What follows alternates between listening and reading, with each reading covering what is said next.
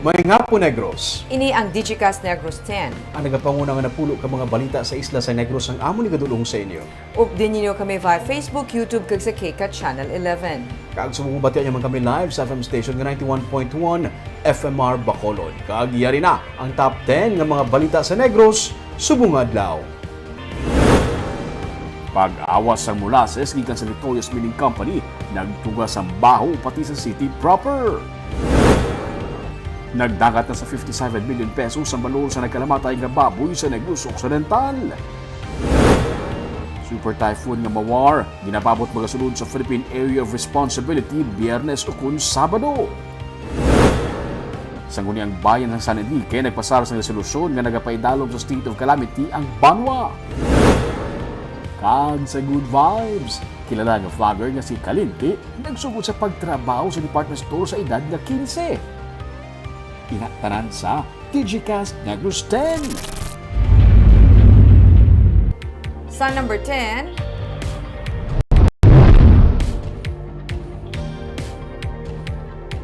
Bagyo Mawar nga yara sa agwa sang Philippine Area of Responsibility ang yara sa 2,300 kilometers east sang Visayas. Kainis ng kaagahon base sa weather forecast sang Pag-asa, ang bagyo sa agwa sang Philippine Area of Responsibility nga may international name nga Mawar ang yara sa 2,300 kilometers east sang Visayas nga may kabaskugon nga 155 kilometers per hour malapit sa sentro. Wala pa inisang epekto sa lakat sang panahon sa Pilipinas. Si Mawar ang ginalantaw nga may posibilidad nga mangin isa ka super typhoon kag ginapaabot nga magasulod sa PAR sa Biyernes ang gabi o kung Sabado sang aga. Kung makasulod na sa PAR, pagatawgon ini nga Bagyo Betty. Apektado karon ang bahin sang Palawan sang lapta o kung paglapta-lapta nga pag-ulan nga may dala nga pagpanaguob samtang ang southwesterly wind flow ang nagaapekto naman sa western section sang Southern Luzon, Visayas kag Mindanao.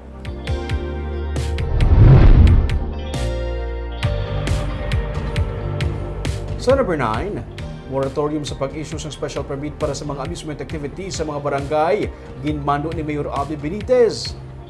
Wala anay sang perya kag pabulang sa mga fiesta sa barangay matapos ini ginmando ni Mayor Abby Benitez pending sang pag-review sa mga pagsulundan sa issuance sang special permit para sa kasubong aktibidad. Si Colonel Noel Alinio, officer in charge sa Bacolod City Police Office, ang damlag pa naghinyo sang review sa pagpati nga ginagamit ang special permit sa mga promoters ng illegal gambling. Nanindugan naman si Councilor Al Espino nga nakasandig sa ordinansa ang paghatag approval sang konseho sa ginahinyo nga special permit sa mga barangay nga nagahiwat sa tradisyonal nga okasyon. Gani handa siya nga pangapinan ini sa konseho. We will ask them to put a moratorium on this. Moratorium. Pero anong ang peryahan ito? Well, we have to define peryahan eh. Kaya ang iba ng mga games, I was called by city director nga iba nga games na are actually not, so hindi na peryahan. No? Kung mabutahan ko da ang baccarat, mabutahan ko da ang is that still social game? Is that still allowed sa list sa mga peryahan games nga pwede? So, bali Mayor, siguro ang hinuon na scrutinize mo ginanay ang mga special permits na Yes. Ako not for anything else. I don't even wala ko kasugal, no. I don't gamble.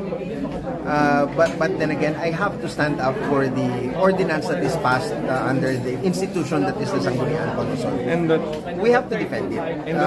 Hindi pwede. It has already passed the scrutiny of legal action. There were some members of council nga ano ga tawag sina? Gin suspend, no? But ginaway ang kaso and naging manilalag-o ng aton ng mga councilors.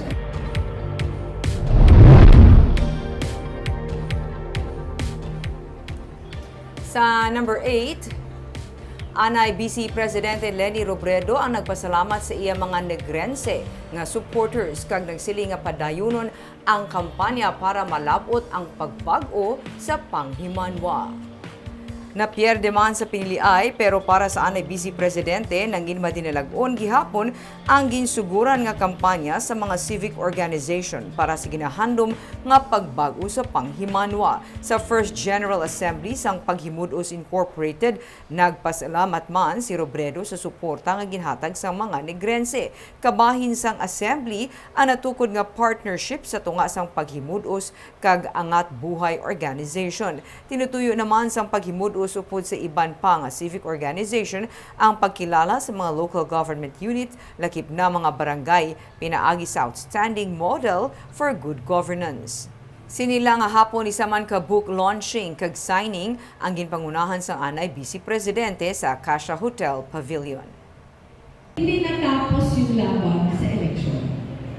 Ang laban patuloy dahil yung pinaghugutan naman ng pag-asa natin, di ba yung paglaom? Yung rally natin ito paglaom. Yung hope talaga resides in the hearts of many. Ngayon hindi natin yun na-achieve pero yung hope na yun nandun pa din eh. Na somewhere in time ma-achieve din natin yung klase ng gobyerno inaasam natin. Sa number 7,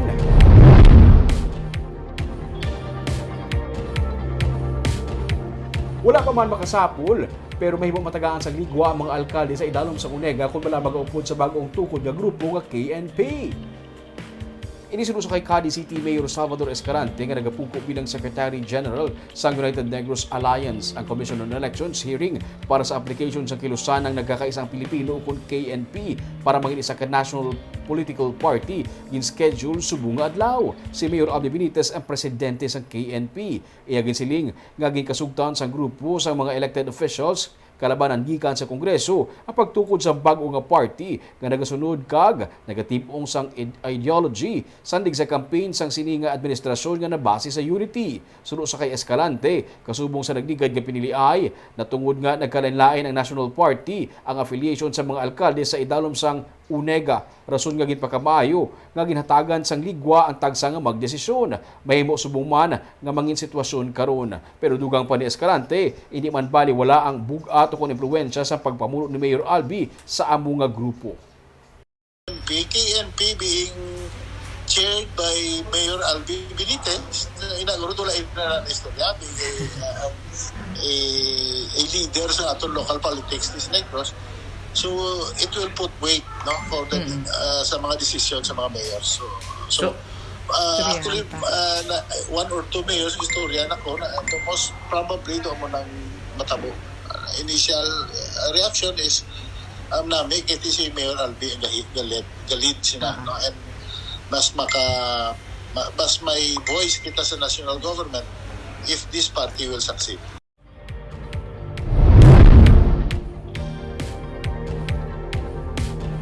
Sa number 6, motorcycle rider patay, 5 naman ka mga pasahero sang tricycle ang pilason sa aksidente sa Binalbagan.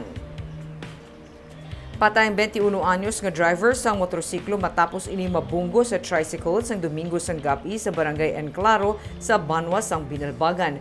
Ang napatay ang si Kent Allen Luhan. Pilaso naman ang driver kag 4 kasakay sang tricycle lakip na 3 ka menor de edad. Sunod sa PNP, nagadalagan sa separado nga lane ang motor kag tricycle sang hinali lang maglapaw sa lane sang tricycle ang motor ni Luhan. Posible nakainom sunod sa pulis ang biktima. Didto kag nagbunggo siya sa tricycle nga nagresulta sa iya kamatayon. May initial naman nga settlement sa magtimbang nga bahin suno sa PNP.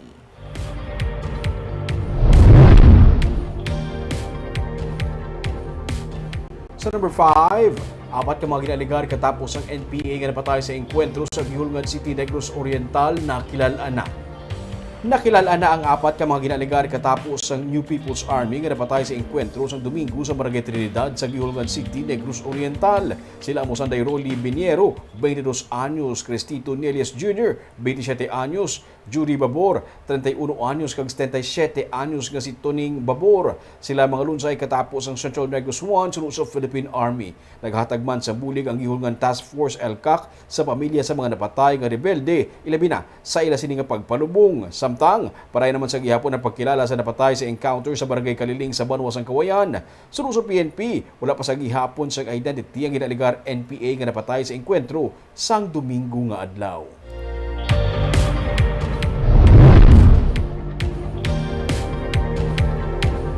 Sa number 4, lalaki patay matapos gintiro sang abyan nga retired army.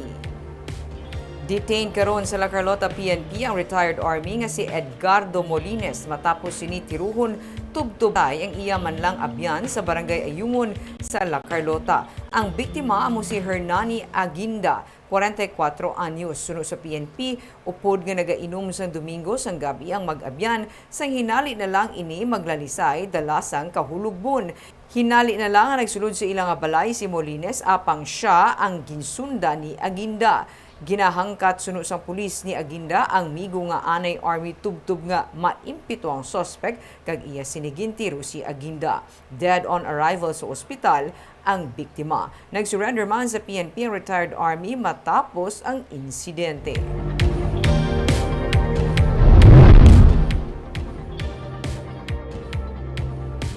Sa number 3, nagdagat na sa masobra sa 4,700 ang nagkalamatay ng mga baboy sa Negros Occidental. Balor sa halit kinabulubanta ngayara sa 57 million pesos. Sa May 22 nga swine mortalities report sa Provincial Veterinary Office, may 11 ka mga banwa kang syudad ang apektado sa hog cholera kag iban pa nga sahi sang hog deaths. 4,754 ang ginreport na patay ng mga baboy sa sining 11 ka mga lugar nga sa kabilugan. May 73,253 ka-estimated hog population. Ang 4th district ang labing apektado. Ang Banwa sa San Enrique may pinakamataas nga reported hog deaths, 1,838. Nagasunod naman ang Bago City nga may 852, kag Valladolid nga may 843. Pero damlag pa, gisiling ni Dr. Placida Lemana, OIC Provincial Veterinarian, nga nalakip sa mortality report ang mga yadtong ginpang-ihaw na lamang kag emergency nga ginpang baligya. 57,453,475 naman ang estimated values ng kahalitan. Parayon ng disease surveillance sa mga baboy sa probinsya. Sa Piacabahin, nagpagwaas ang memorandum order si Acting Governor Jeffrey Ferrer sa Provincial ASF Task Force, PNP, Coast Guard, Department of Agriculture, Bureau of Animal Industry, kag tanan nga concerned agencies nga nagapatuman sang ban sa pagsulod sang buhi nga baboy, karne sang baboy kag mga related products gikan sa Negros Oriental agud tumalikawan na paglaptas sang African swine fever. Ini kasulod sang kumpirmasyon sang ASF case sa Darwin, Negros Oriental. Sa number 2,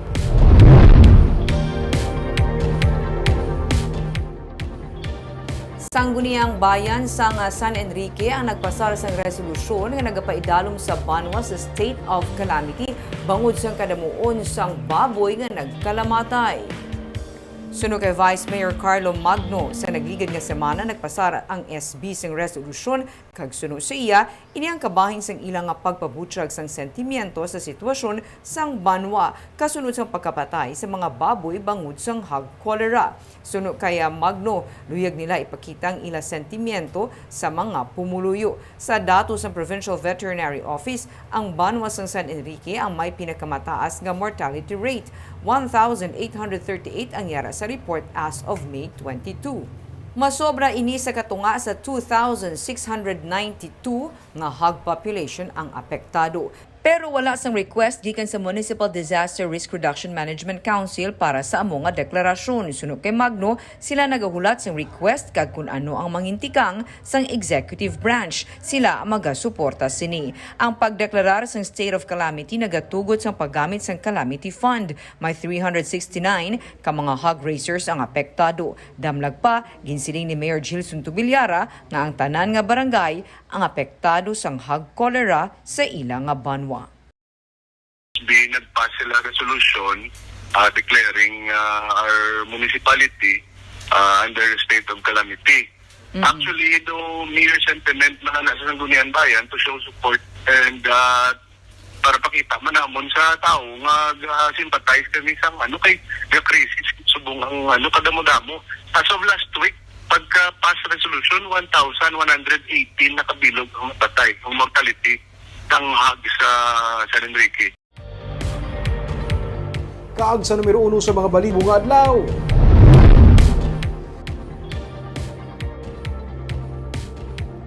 Sa Victorias City, sinimana na nga nagausbong ang baho gikan sa Victoria's Milling Company humalin sa nag-awas ang molasses gikan sa sentral. Sa pinakaunang ation, naglabot ang baho pati sa city proper. Yaring report. Reklamo lang sa mga practices na dancing. Mambagi nga kabaho kaya. Sa Barangay 13, ang barangay nga katupad lang sa wastewater treatment facility sa Victoria's Milling Company, bisan sa higad sa karsada, ginistoryahan ang tuman kabaho nga usbong gikan sa sentral. Mga duha na ini ka semana, kaga ang pinakaulihi nga pag-usbong sa baho sang kagabi gid lamang. Dawhig ko sang tawo ang paglaragway sa mga residente sang baho. Ay nga pagkabaho, bala nga inang daw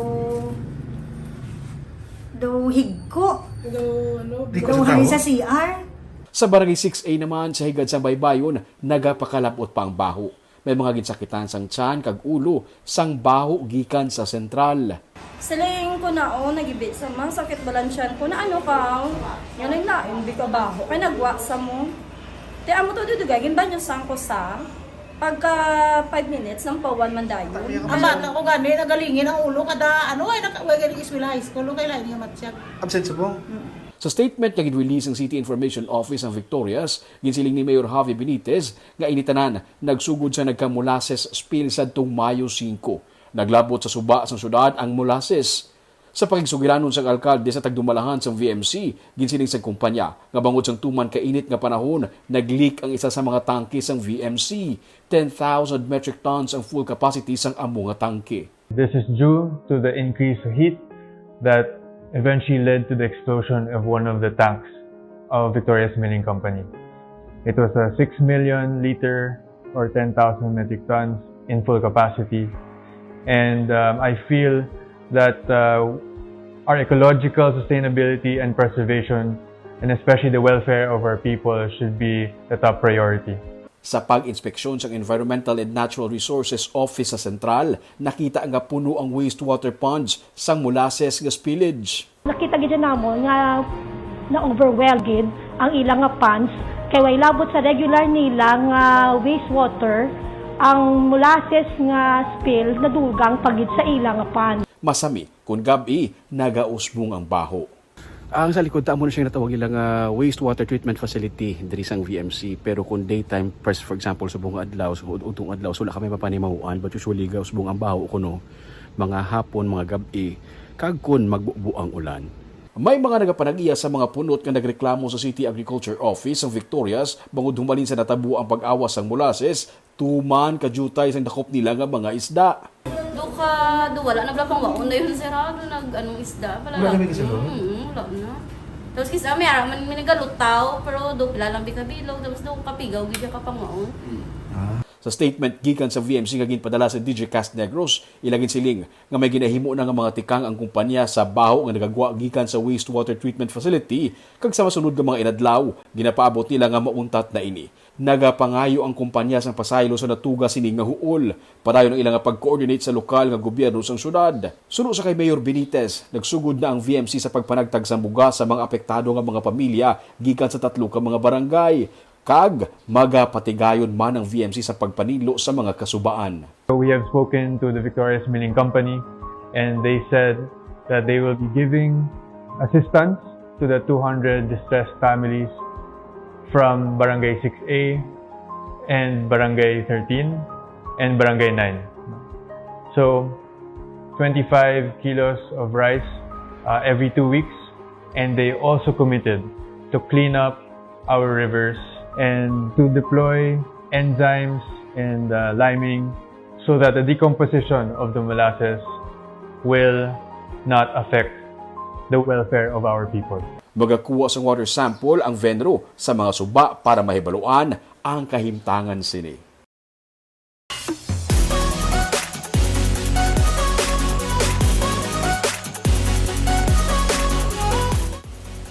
Sa Good Vibes, nagahatag sang kalingawan sa mga netizens ang iyang nga vlog angot sa mga pamatasan sang kabataan sadto kag subong.